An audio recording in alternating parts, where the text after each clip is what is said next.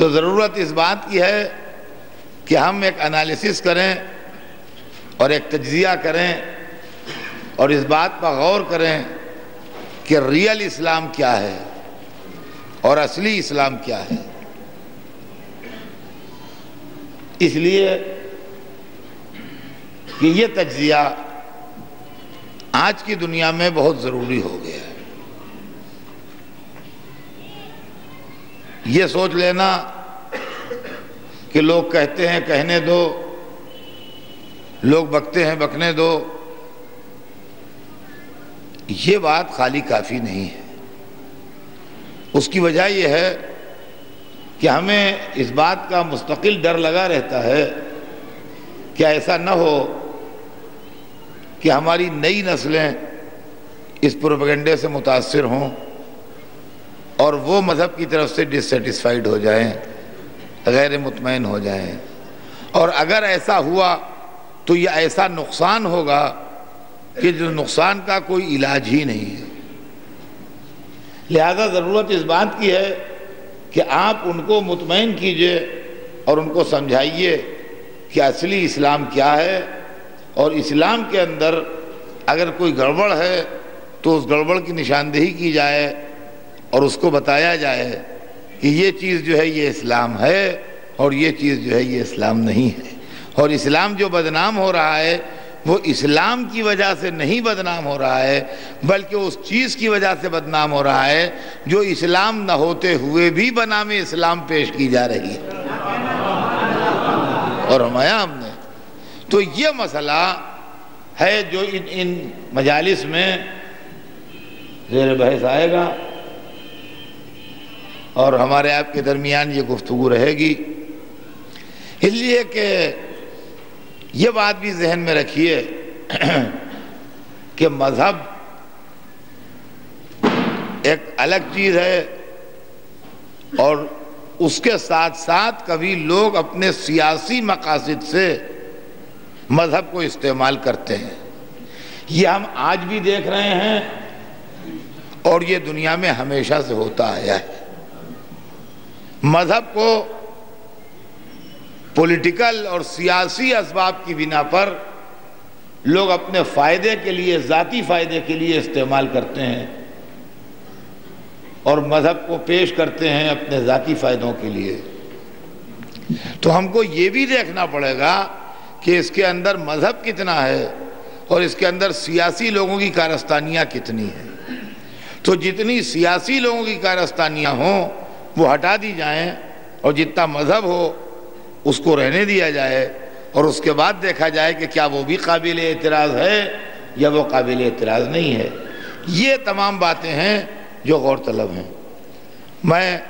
میرے پاس چونکہ یہ سبجیکٹ بڑا لینتھی ہے اور میرے پاس ایک ایک منٹ ان 10 دنوں میں قیمتی ہے کہ میں چاہتا ہوں کہ مختصر سے مختصر وقت میں زیادہ سے زیادہ جو کچھ آپ کو سنا سکتا ہوں وہ سنا دوں۔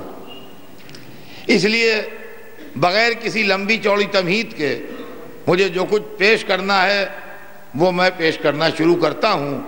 سب سے پہلے یہ سمجھ لیجئے کہ مذہب خود ہے کیا۔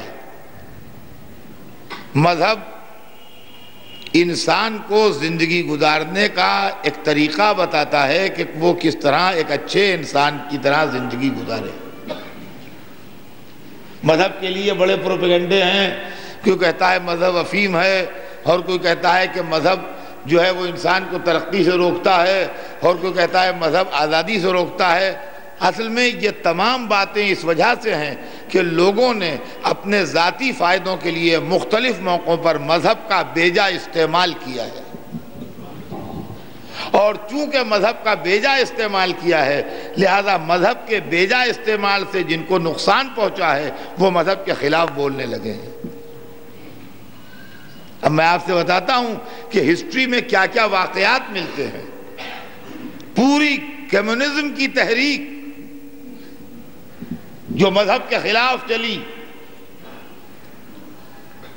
اور آج بھی ہے اور بہت سی جگہوں پر اس نے دم توڑ دیا، اس کے پیچھے قصہ یہ ہے کہ بادشاہوں نے، زار نے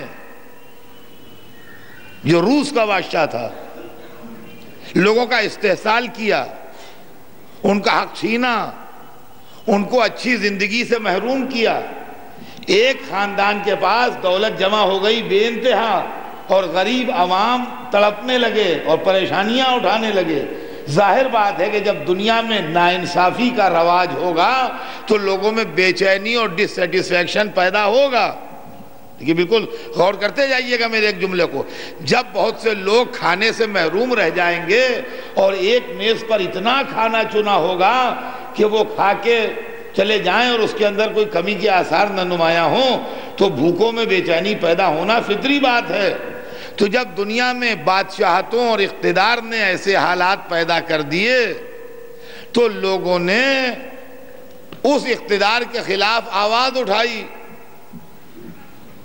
اور جب اس اقتدار کے خلاف آواز اٹھائی تو اس اقتدار نے فوراً سیاسی کارڈ مذہب کا استعمال کیا اور چرچ سے، مذہبی رہنماؤں سے اپنی سپورٹ چاہی۔ مذہبی رہنما ان کے ہاتھوں بکے ہوئے تھے، لہذا انہوں نے ان کی سپورٹ کی کہ برسر اقتدار طبقے کے خلاف یہ موومنٹ غلط ہیں۔ نتیجہ یہ ہوا کہ اس بے عنوانی اور ظلم کے خلاف جن لوگوں نے جب آواز اٹھائی، ہمیشہ برسر اقتدار طبقے نے اور بادشاہوں نے مذہبی رہنماؤں کی مدد سے ان کے موومنٹ کو کچل دیا۔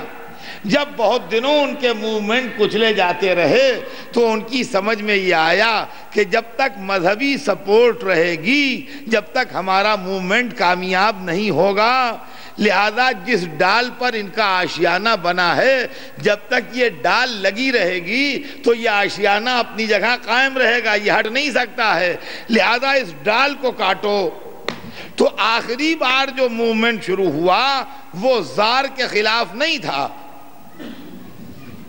بلکہ وہ مذہب کے خلاف تھا۔ اب جو یہ کمیونزم والی جو تحریک چلی یہ زار کے خلاف نہیں چلی، یہ مذہب کے خلاف چلی، اور جب انہوں نے عوام الناس کے دماغ سے مذہب کا تصور مٹا دیا تو اب جو زار پر حملہ کیا تو اس کو پروٹیکشن دینے والا کوئی نہیں تھا، وہ اپنے مشن میں کامیاب ہو گئے۔ تو اب دیکھیے، اب وہاں سے یہ بات چلی کہ مذہب افیم ہے اور مذہب انسان کو برا کرتا ہے اور مذہب انسان کو ترقی کو روکتا ہے اور مذہب آگے بڑھانے کو روکتا ہے۔ یہ کس مذہب کی بات ہو رہی تھی؟ یہ اس فرضی مذہب کی بات ہو رہی تھی جو ہمیشہ پیسے لے کے ظالم کو سپورٹ کرتا تھا۔ یہ کسی اصلی مذہب کی بات نہیں تھی۔ دیکھا آپ نے، یہ اصلی مذہب کی بات نہیں تھی، یہ اس مذہب کی بات تھی جو ظالم سپورٹ کے لیے ہر وقت بنام مذہب تیار رہتا تھا۔ آئیے اسی طرح سے 7ویں صدی میں یہ واقعہ ہوا دنیا میں کہ لوگوں نے جو اس زمانے کے آج سے 700 برس پہلے، 7ویں صدی میں منہ سے غلط نکل گیا، آج سے 700 برس پہلے یہ واقعہ ہوا کہ دنیا میں جو اس وقت کی سائنس تھی ماڈرن، اس کو لوگوں نے معلوم کیا اور اس کے متعلق اس کو بائبل میں ایڈ کیا،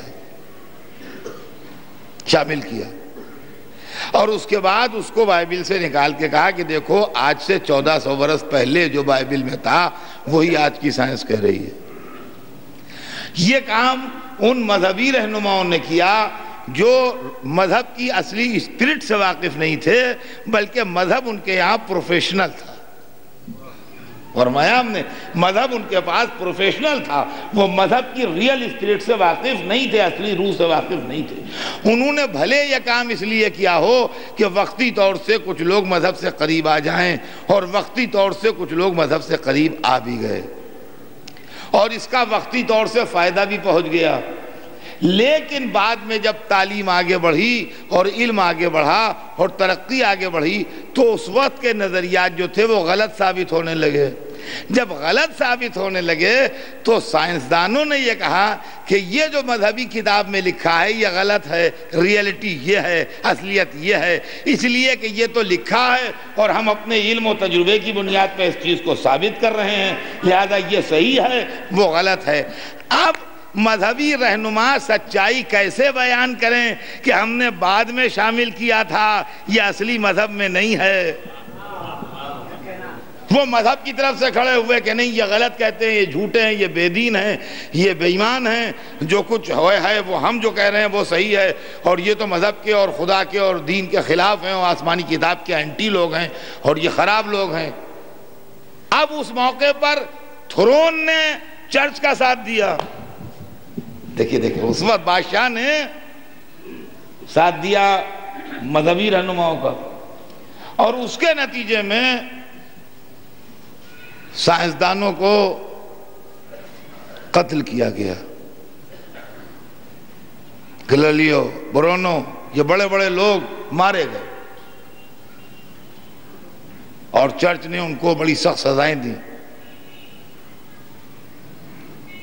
کہ ججمنٹ میں لکھا گیا کہ چونکہ یہ بڑا لرنڈ آدمی ہے لہذا اس کو اس طرح قتل کیا جائے کہ اس کے جسم کا ایک قطرہ خون کا زمین پر نہ گرے۔ اور اس کا انٹرپریٹیشن یہ ہوا کہ کیسے ایسے قتل ہو کہ ایک قطرہ خون کا زمین پر نہ گرے، کڑھاؤں میں، بہت بڑے کڑھاؤں میں تیل کھولا کے اس میں اس کو ڈال دیا جائے تاکہ اس کے جسم کا ایک قطرہ خون کا زمین پر نہ گرے۔ ایسی ظالمانہ سزائیں بنام مذہب دی گئیں۔